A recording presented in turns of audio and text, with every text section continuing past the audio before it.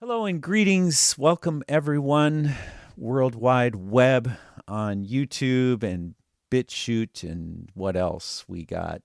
We got another backup on. I'm trying to think of the name of it now. That goofy spacesuit dude. I forget the name of that. Anyway, welcome to our series on the reading of James Aitken Wylie's wonderful work, The History of Protestantism. I'm joined here with Michael in Germany. And today we're going to get into really interesting reading on chapter 3.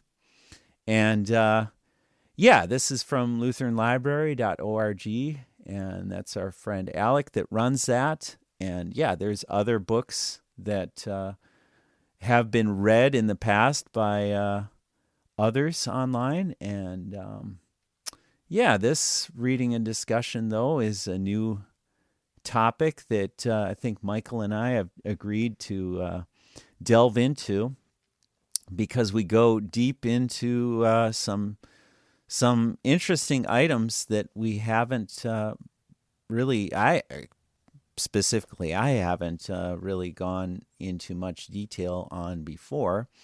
And it's always good to learn more about the history of all of these things. And of course, now we're in chapter 3, the development of the papacy from the times of Constantine and those of Hildebrand. And so here's a drawing. And this is, what does it say here? Penance of Henry the Fourth of Germany at Canossa. Yep. Mm-hmm. So I think we're going to be going into this topic here in this reading. So let's continue. So the title is The Development of the Papacy from the Times of Constantine to Those of Hildebrand. And here we go. I'll increase the size of the text a bit so we can see it nicely. Before opening our great theme, it may be needful to sketch the rise and development of the papacy as a political, ecclesiastical power. The history on which we are entering and which we must rapidly traverse is one of the most wonderful in the world. It is scarcely possible to imagine humbler beginnings than those from which the papacy arose, and it is certainly not possible to imagine a loftier height than that to which it eventually climbed. Yeah, so true, that statement, especially in these modern times. He who has seen the first century presiding as the humble pastor over a single congregation and claiming no rank above his brethren is beheld in the 12th century occupying a seat from which he looks down on all thrones, temporal and spiritual, of Christendom.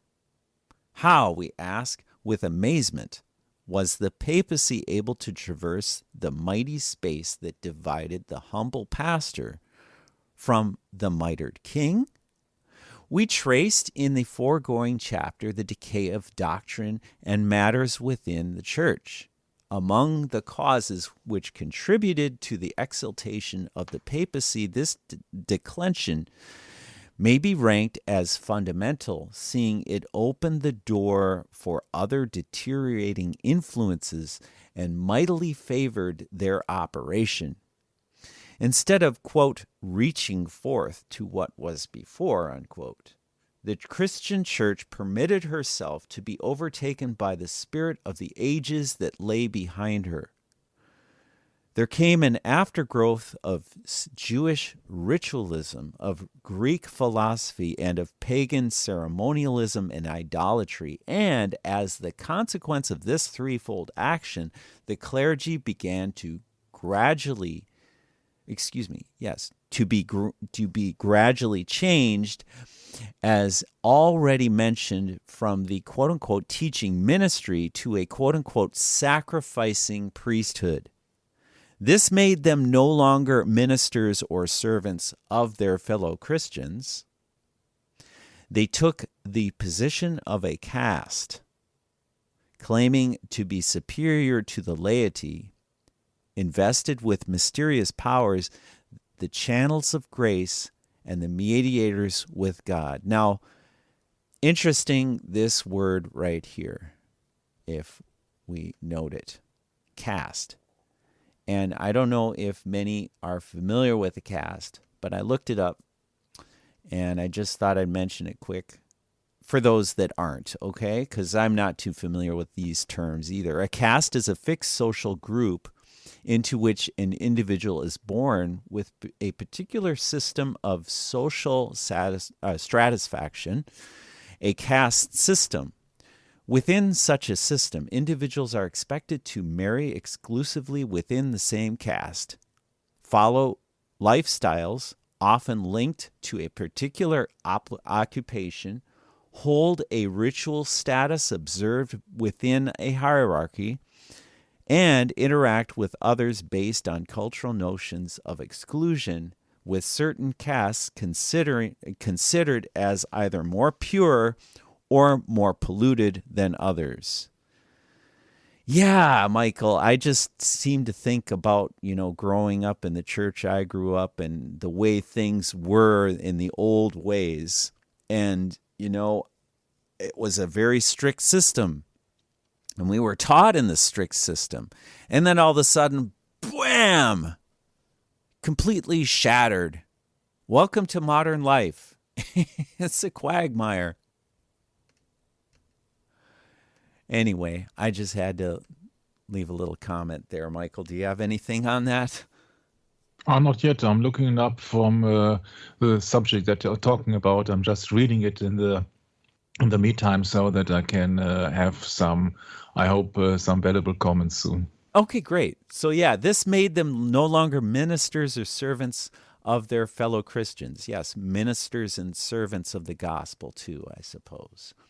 They took the position of a caste, claiming to be superior to the laity, invested with mysterious powers, the channels of grace, and the mediators with God. Thus, there arose a hierarchy, assuming to mediate between God and men. The hierarchical polity was the natural concomitant of that hierarchical doctrine. That polity was so consolidated by the time that the empire became Christian and Constantine ascended the throne in 311 that the church now stood out as a body distinct from the state. And her new organization subsequently received, in imitation of the empire, as stated in the previous chapter, helped still further to define and strengthen her hierarchical government. Still, the primacy of Rome was then a thing unheard of. Manifestly, the 300 fathers who assembled in AD 325 at Nicaea knew nothing of it, for in their 6th and 7th canons they expressly recognized the authority of the churches of Alexandria, Antioch, Jerusalem, and others, each within its own boundaries, even as Rome had jurisdiction within its limits, and enact that jurisdiction and privileges of these churches shall be retained. Okay, that's a big load to swallow. And actually, hierarchical polity, I mean, we're talking politics here, buddy. Okay? Polity, let's just quick look at this term. Polity is a term for an identifiable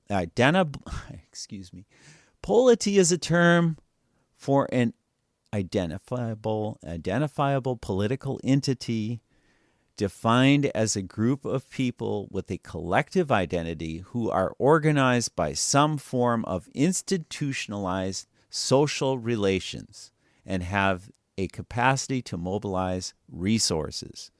A polity can be a group of people organized for governance, such as the board of a corporation, the government of a country, or the government of a country subdivision. A polity may be a republic administered by an elected representative or the realm of a hereditary monarch. This makes me think of the United States, Michael. In geopolitics, a polity can manifest in the different forms such as a state, an empire, an international organization, a political organization, and other identifiable resource manipulating organizational structures. A polity, like a state, does not need to be a sovereign unit. The most preeminent policies today are Westphalian states and nation states, commonly referred to as countries. Yeah. Anyway, it's interesting because, they say politics and religion are the two topics you should never touch when you're in a stranger's house. And we touch them all the time, Michael. Because there's so much controversy in these topics. But yeah, so let's go back here a little bit, just to the beginning of the sentence. This made them no longer ministers or servants to their fellow Christians. They took the position of a caste, claiming to be superior to the laity, invested with mysterious powers, the channels of grace, and the mediators with God. Thus there arose a hierarchy assuming to mediate between God and men. The hierarchical polity was the natural concomitant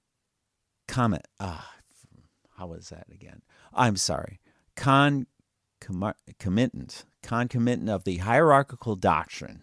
That's a load. The hierarchical polity was the natural concomitant of the hierarchical doctrine. That polity was so consolidated by the time that the empire became Christian and Constantine ascended the throne in 311 that the church now stood out as a body distinct from the state, and her new organization subsequently received, in imitation of that empire, as stated in the previous chapter, helped still further to define and strengthen her hierarchical government. Still, the primacy of Rome was then a thing unheard of. Manifestly, the 300 fathers who assembled at AD 325 at Nicaea knew nothing of it, for in their 6th and 7th canons they expressly recognized the authority of the churches of Alexandria, Antioch, Jerusalem, and others, each within its own boundaries, even as Rome had jurisdiction within its limits, and enact that jurisdiction and privileges of these churches shall be retained. Under Leo the Great, 440 through 461, a step forward was taken. The Church of Rome assumed the form and exercised the sway of an ecclesiastical principality, while her head, in virtue of an imperial manifesto, 445, of Valentinian III, which recognized the Bishop of Rome as supreme over the Western Church, affected the authority and pomp of a spiritual sovereign.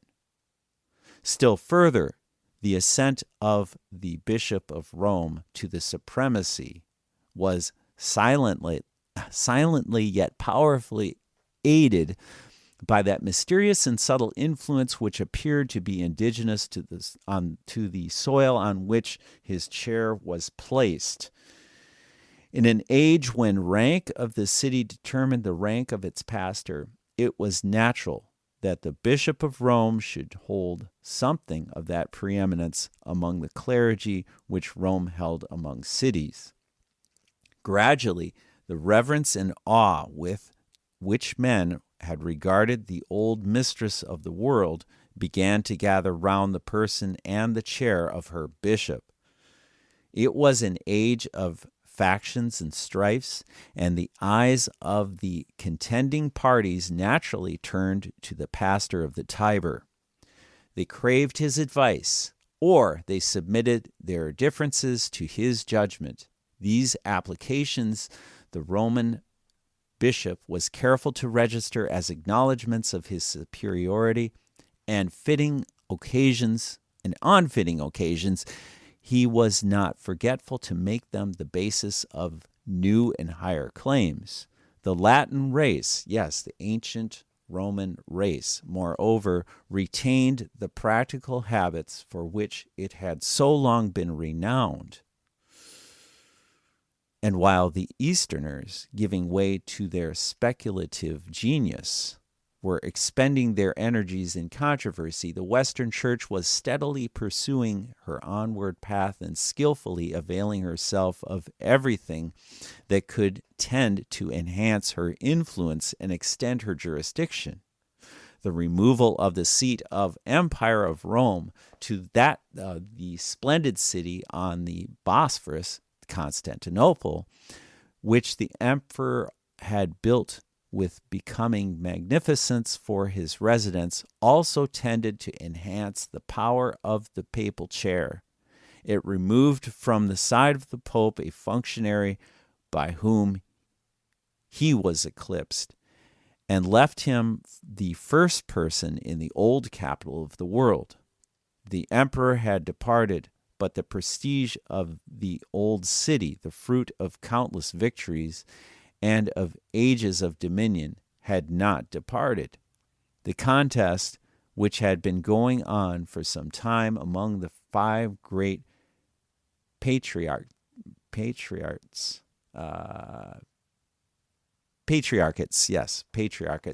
Antioch, Alexandria, Jerusalem, Constantinople, and Rome, the question at issue being the same as that which provoked the contention among the disciples of old, quote unquote, which was the greatest, was now restricted to the last 2. The city on the Bosphorus was the seat of government and abode of the emperor. This gave her patriarch powerful claims. But the city on the banks of the Tiber wielded a mysterious and potent charm over the imagination as the heir of her who had been the possessor of all power, of all the glory, and of all the dominion of the past. And this vast prestige, enabled her patriarch to carry the day. As Rome was the one city on earth, so her bishop was the one bishop in the church. A century and a half later, 606, this preeminence was decreed to the Roman bishop in imperial edicts of Focus. Thus, before the empire of the West fell, the Bishop of Rome had established substantially his spiritual supremacy and influence of a manifold kind, of which not the least part was the prestige of the city and the empire had lifted him to this fatal preeminence. But now the time has come when the empire must fall, and we expect to see that no supremacy which it had so largely helped to build up fall with it. But no, the wave of barbarism which rolled in from the north, overwhelming society and sweeping away the empire, broke harmlessly at the feet of the Bishop of Rome. The shocks that overturned dynasties and blotted out nationalities left his power untouched, his seat unshaken. Nay, it was at that very hour when society was perishing around him that the Bishop of Rome laid anew the foundations of his power and placed them where they might remain immovable for all time. He now cast himself on a far stronger element than any the revolution had swept away. He now claimed to be the successor of Peter, the Prince of the Apostles, and the Vicar of Christ. The canons of councils, as recorded in Harduin, showed a stream of decisions from Pope Celestine to the middle of the 5th century to Pope Boniface II in the middle of the 6th, claiming directly or indirectly this august prerogative. When the Bishop of Rome placed his chair with all the prerogatives and dignities vested in it, upon this ground he stood no longer a merely imperial foundation. He stood no longer upon a merely imperial foundation. Henceforward he held neither of Caesar nor of Rome. He held immediate of heaven. What one emperor had given, another emperor might take away. It did not suit the Pope to hold his office by so uncertain a tenure. He made haste, therefore, to place his supremacy where no future decree of emperor, no lapse of years, and no coming revolution could overturn it. He claimed to rest upon a divine foundation. He claimed to be not merely the chief of bishops and the first of patriarchs, but the vicar of the Most High God. Yeah, that reminds me of 2 Thessalonians chapter 2, right? Yeah. Yep. With the assertion of this dogma, the system of the papacy was completely, essentially, and doctrinally, but not as yet practically. It had to wait the full development of the idea of vicarship, which was not till the days of Gregory VII.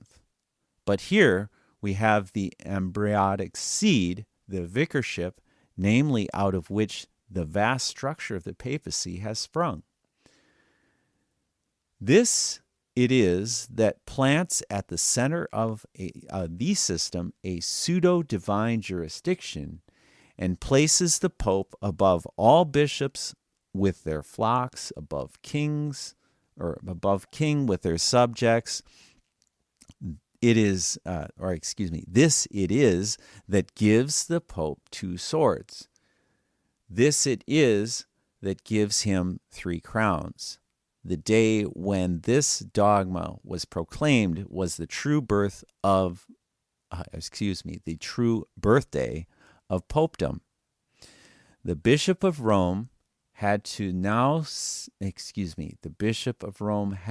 now sat in the seat of Caesar. Henceforward, he was now to sit in the seat of God. From this time, the growth of the popedom was rapid indeed. The state of society favored its development.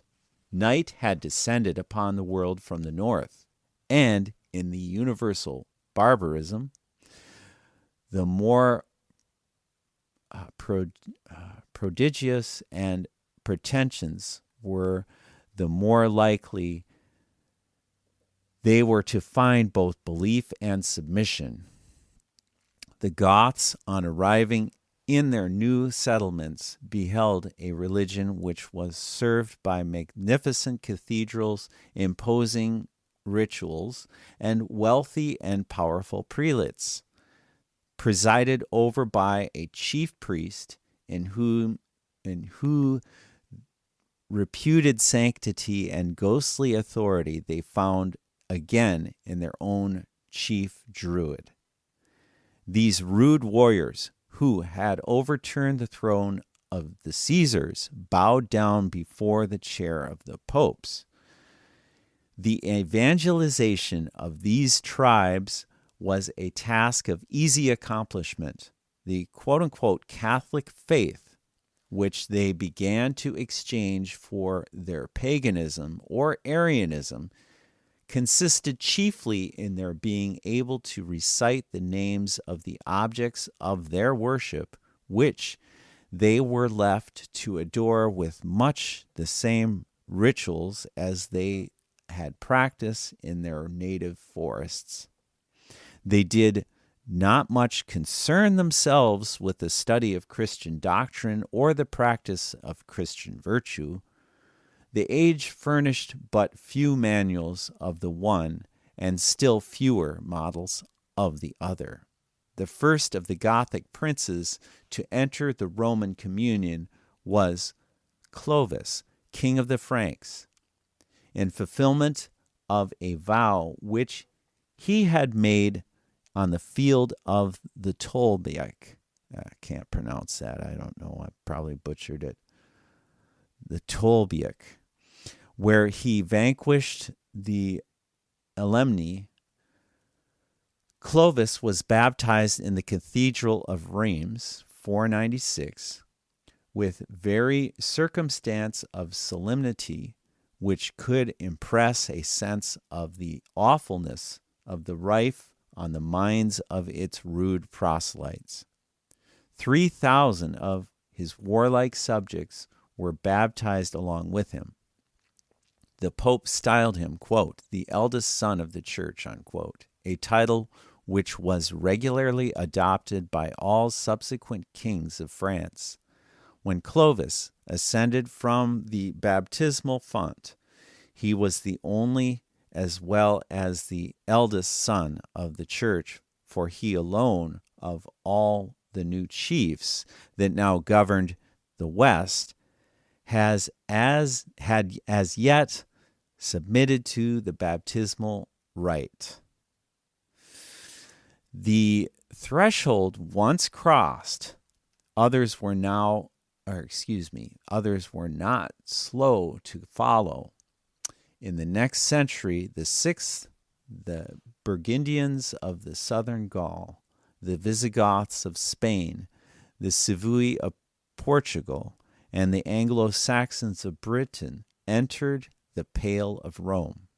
In the 7th century, the disposition was still growing among the princes of Western Europe to submit themselves and refer their disputes to the pontiff as their spiritual father. Never mind, in the chapter Matthew says, call no man father, right, Michael? National assemblies were held twice a year under the sanction of the bishops. The prelates made use of these gatherings to procure enactments favorable to the propagation of the faith as held by Rome. These assemblies were first encouraged, then enjoined by the Pope, who came in this way to be regarded as a sort of father or protector of the states of the West. Accordingly, we find Sigismund, king of Burgundy, ordering 544 that all assemblies should be held for the future on both the 6th of September every year, quote, at which the time the ecclesiastics are not so much engrossed with the worldly cares of husbandry, unquote. The ecclesiastical conquest of Germany was in this century completed, and thus the spiritual dominions of the Pope were still farther extended. In the 8th century, there came a moment of supreme peril to Rome. At almost one and the same time, she was menaced by two dangers which threatened to sweep her out of existence, but which, in their issue, contributed to strengthen her dominion. On the west, the victorious Saracens, having crossed the Pyrenees and overturned the south of France, were watering their seeds at the Loire and threatening to descend upon Italy and plant the crescent in the room of the cross. On the north, the Lombards, who under Alboin had established themselves in central Italy 2 centuries before, had burst the barrier of the Apennines and were brandishing their swords at the gates of Rome. They were on the point of replacing Catholic orthodoxy with the creed of Arianism. Having taken advantage of the iconoclast disputes to throw off the imperial yoke, the Pope could expect no aid from the Emperor of Constantinople. He turned his eyes to France. The prompt and powerful interposition of the Frankish arms saved the papal chair, now in extreme jeopardy.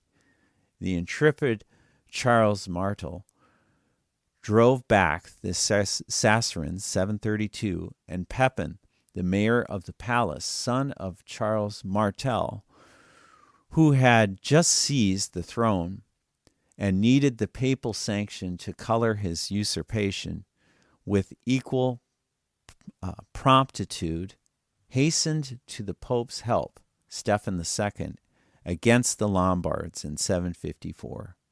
Having vanquished them, he placed the keys of their towns upon the altar of St. Peter, and so laid the first foundation of the Pope's temporal sovereignty. Yet the yet more illustrious son of Pepin, Charlemagne, had to repeat this service in the Pope's behalf. The Lombards becoming troublesome, Charlemagne subdued them a second time. After this campaign, he revisited Rome in 774. The youth of the city, bearing olive and palm branches, met him at the gates. The Pope and the clergy received him in the vestibule of St. Peter's, and entering, quote, into the sepulchre where the bones and of the apostles lie, unquote, he finally created to the pontiff the territories of the conquered tribes. It was in this way that Peter obtained his, quote-unquote, patrimony. The church, her dowry, and the Pope, his triple crown. The church, her dowry. I don't even know what a dowry is. And the Pope, his triple crown. We could look that up. I don't know. The Pope had now attained two of the three grades of power that constitute his stupendous dignity. He had made himself a bishop of bishops, head of the church, and he now became a crowned monarch. Did this content him? No. He said, quote, I will ascend the sides of the mount. I will plant my throne above the stars. I will be as God. Yeah, unquote. What does that sound like? Isaiah 14, right? Not content with being a bishop of bishops and not so governing the whole spiritual affairs of Christendom, he aimed at becoming a king of kings, and so of governing the whole temporal affairs of the world. He aspired to supremacy, sole, absolute, and unlimited. This alone was wanting to complete that colossal fabric of power, the popedom, and towards this pontiff now began to strive. And towards this, the pontiff now began to strive. Some of the arts had recourse to, in order to grasp the coveted dignity, were of an extraordinary kind, an astounding document purporting to have been written in the 4th century, although unheard of till now, was in the year 776 brought out of the darkness in which it had been so long suffered to remain. It was, quote, the donation, or testament of the Emperor of Constantine. Constantine says the legend found Sylvester in one of the monasteries on Mount Soracte, and having mounted him on a mule, he took hold of his bridle rein and walking all the way on foot, the emperor conducted Sylvester to Rome and placed him upon the papal throne. But this was as nothing compared with the vast and splendid inheritance which Constantine conferred on him, as the following quotation from the deed of gift to which we have referred will show. Quote, "We attribute to the see of Peter all the dignity and glory, all the authority of imperial power. Furthermore, we give to Sylvester and to his successors our palace of the Lateran, which is incontestably the finest palace on the earth. We give him our crown." Isn't that interesting? The Lateran Church. Remember the Lateran Church? I think it was Richard Bennett who was talking about how the Vatican is really subservient to the Lateran. So the Lateran is the seat of Rome. It's not the Vatican. That was from Richard Bennett, and I believe he's correct, because we'll read right here. "We attribute to the see of Peter all the dignity, all the glory, all the authority of the imperial power. Furthermore, we give to Sylvester and to his successors our palace of the Lateran, which is incontestably the finest palace on earth." Yeah, the quote-unquote seat of Peter, right? "We give him our crown, our mitre, our diadem, and all our imperial vestments. We transfer to him the imperial dignity. We bestow on the Holy Pontiff in free gift the city of Rome and all the western cities of Italy. To cede precedence to him, we divest ourselves of our authority over all those provinces, and we withdraw from Rome, transferring the seat of our empire to Byzantium, inasmuch as it is not proper that an earthly emperor should preserve the least authority, where God hath established the head of his religion." Unquote. Yeah, what a statement. A rare piece of modesty in this part of the popes, to keep this invaluable document beside them for 400 years and never say a word about it. And equally admirable, the policy of selecting the darkness of the 8th century as the fittest time for its publication. To quote it is to refute it. It was probably forged a little before AD 754. It was composed to repel the Lombards on the one side and the Greeks on the other, and to influence the mind of Pepin. In it, Constantine is made to speak in the Latin of the 8th century and to address Bishop Sylvester as Prince of the Apostles, Vicar of Christ, and as having authority over the 4 great thrones not yet set up of Antioch, Alexandria, Jerusalem, and Constantinople. Yeah, the Bible refers to the 4 corners of the earth. Is that what he's talking about, I would imagine?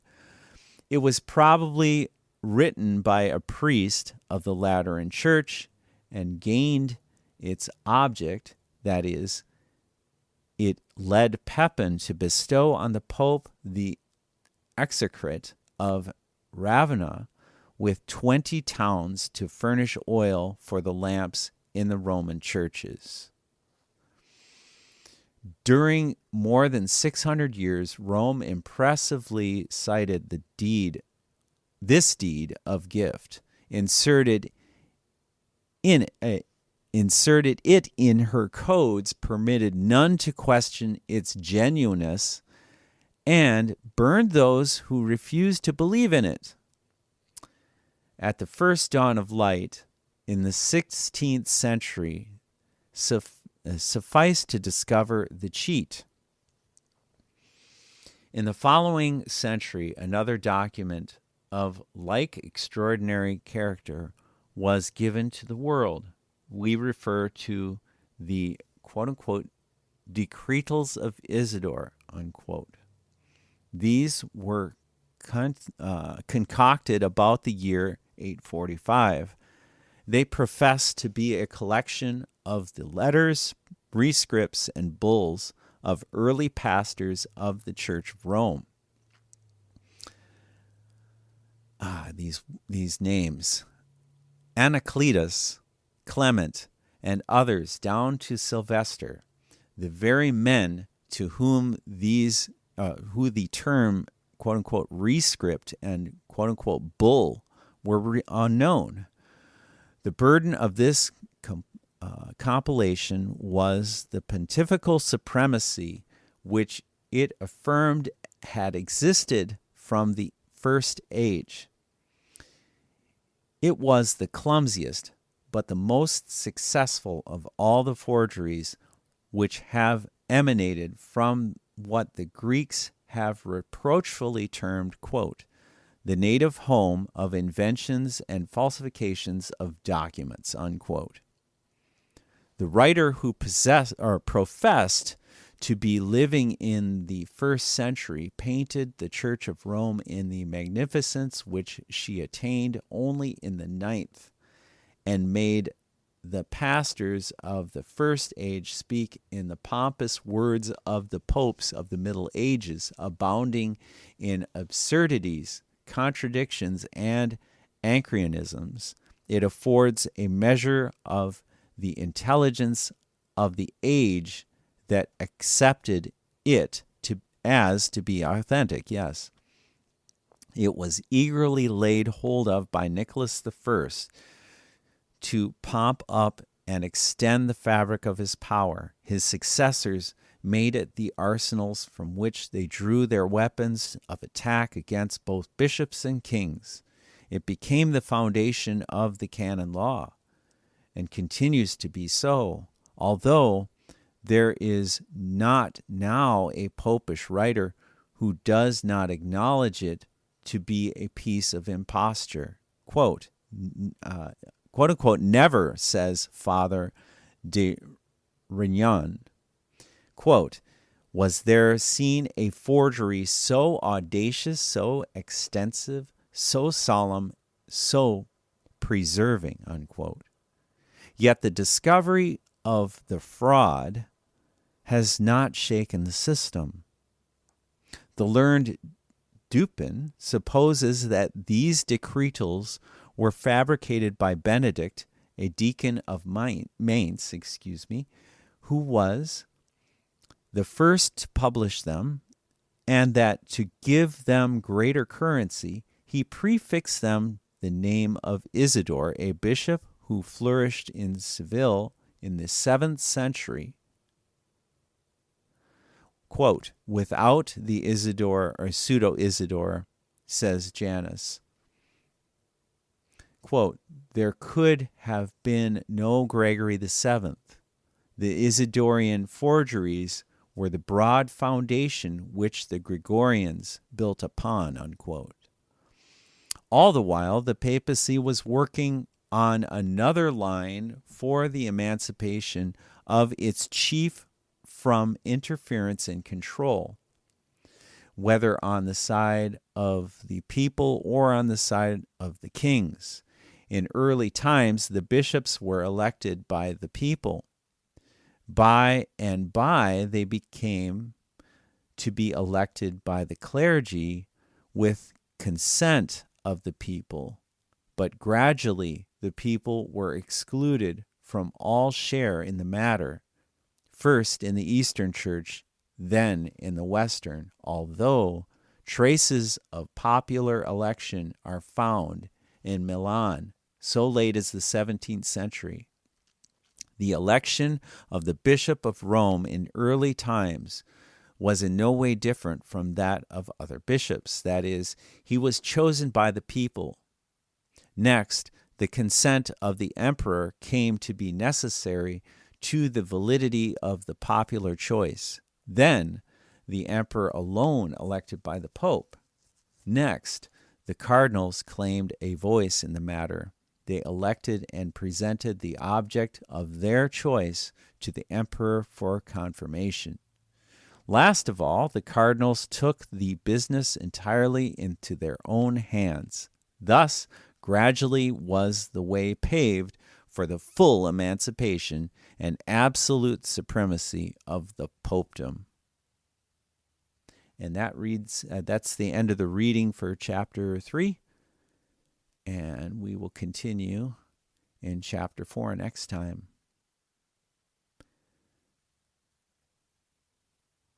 Michael, are you still there? Yes, I'm here.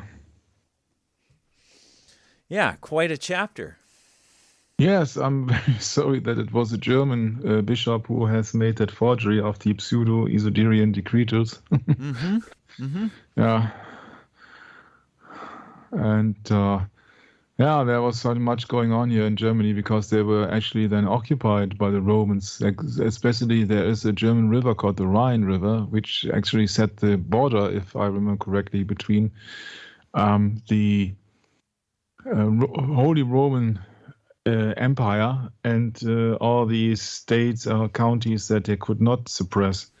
And so that left of that river, you find all these, in German we say Bistums, all these bishop seats and all the alike, like Cologne, which means it's a colony of the Romans, and Mainz and Trier and all these cities that nobody has ever heard of in the United States. But they were just Roman Catholic to the core because they were ministered by Roman Catholic bishops. Mm-hmm. Yeah, and so that had also then the effect that all these proclaimed Holy Roman Empire Caesars, or just German kings and emperors, they were just subordinate to Rome, so they had to obey. And one of them who would not obey was then the Henry IV. And I have looked up the history of Henry IV a bit in the meantime when you were reading. And so that was in the 11th century, and I don't want to go into this now because I think that will soon come up in your reading, I guess. Oh, yeah, I would imagine it will. Yeah, for sure. It's just such a vast history. Go ahead, yeah. Yeah, but it's just always mesmerizing that it's just Germany who was so loyal to the Roman Catholics in the beginning until the Reformation came across. Right. Yeah, so we were just on the front spear, or I do not know what the exact. Sure. Yep. Yes, on the front lines. Yeah, on the front. In lines. the front line. Yeah, we were just on the front line of the Holy Roman Catholic hierarchy, so that we were just the Alemannic outpost here in Germany, because we are quite in the northern and middle part of Europe. So I think that is no coincidence that all the stuff was been set up to convince the general people, because I wonder, Brett, how many people could read and write in the 600 or 900? Oh, not many, I would imagine. Not many, huh? So they had to believe everything that the authority is telling them. It's just the similar situation to nowadays when you got all the professed people, the professors and the doctors and the experts. And the politicians, they have studied. Oh, yeah, they have studied. Yeah, you can study many things. Yes, I can smell the stench from here, Michael. Yeah, that's really something, isn't it? Yeah, but it's just not different to the Middle Ages, except maybe for the fact that people intend to think that now we are educated, now that we have had the age of enlightenment. But it's just another doctrine. Yeah, the doctrine that you can be gods because you know anything, because you went to the university or you studied this or you have graduated or what else. And I do think that is just on purpose. You won't come across many of these facts that you are reading from this particular book, as well as other people who are reading from other sophisticated or older books. You won't come across that in the mainstream media or in the school system nowadays. They will hide it from you. They don't want to touch on these subjects because people could intend to think on their own. And I think that every state would like to subdue this. Yes. I think that you see that they're free speech. All in union against it. Yes. It says that in Psalms chapter 2 as well. Yeah, Psalms chapter 2 as well as many other chapters in the Bible. But I think that you see that what's the right of free speech when you only have to evaluate free thinking before you have anything of free speech. How can your speech be free when your thinking has been restricted by the state because you have been indoctrinated with so many incorrect items and incorrect history? Well, So there you free go. I mean, speech. freedom isn't free. It comes at a price, and usually that price is very high cost and something easily forgotten. You know, if we don't study our past, then we are doomed to repeat it, aren't we? Yeah. So this is the point. This is the point. This is why we want to come back and study this, is because this is kind of where it all started in this Roman world, yeah? And James Aitken Wylie has referred to that many times in previous readings we've done of his works here on this channel. You know, it's a Roman world. Sorry. It's really simple. It's been around for 2,000 years. It's like that old saying, Rome wasn't built in a day. So you can't expect you're going to gain an appreciation for how it was built in a day either. It takes many, many, many days. Yeah, but actually this was in the 600, 700, 800, 900 years, if I understand it correctly, but it was no independent state here. It was just another proxy of Rome. Yes.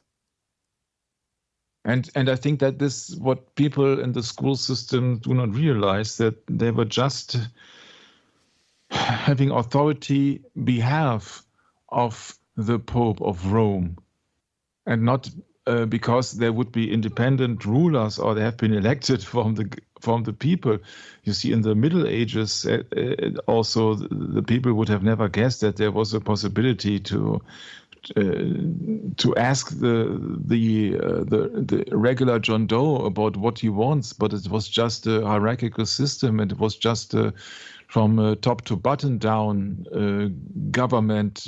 But also these kings and emperors, they seemed to be legitimate and they seemed to be independent, but there was just only the deputies of Rome. Yeah, that's kind of how it works, doesn't it? But it's the same situation now. Yes, it's the same thing today. It really is. And that's what we're getting to in this study is that, you know, nothing has changed. It's all the same system, and it's all based on a lie. So, yeah, it's interesting, you know, when you really consider what the Bible's trying to tell us, you know, that those that how does it go again now? Those that you mean those that love their life will lose it, and those that lose their life for my sake shall find it, you know? Go ahead, Michael, you were going to say? Yeah, I thought you would like to repeat Psalms 2 or so. That that too. That I think that you also have to bear in mind that it's just the beginning, the source of all these evil kingdoms, or real heretic rulers in the sense of the Bible. It would be 1 Samuel chapter 8. And they wanted to be ruled like the pagans. Give us a king who rules over us like the pagans. Right. That's right. That's what you got. Yeah, that's right. Remember that Jesus said, okay, you give the tenth to the emperor or so. That was the taxation, the tenth, so 10%. If I remember correctly, somebody, I can't remember now. Sounds right. But it was the 10th. Huh? So, and now you got a taxation of, I do not know, 30, 40, 50%. Depending on who you are and what you do. Usually when you're young, 30%. Yeah, at least. Yeah. At least. Yeah, and that always hits young people really hard. Hit me really hard. So don't feel alone out there. It's just how the system works, and you just have to learn how to cope with it, you know. And yeah. Anyway, yeah, thank you, Michael, for joining me today on the reading. You're welcome. It was refreshing to get back into reading this topic. And yeah, looking forward to continuing, God willing, that we can do that next time. And hope to see everyone then. And hope everyone's doing well and safe and keeping in good faith and good spirits on this Sabbath. Today is of course, the 2nd of December. I forgot to mention that, but we'll see you next time. God willing. Maranatha.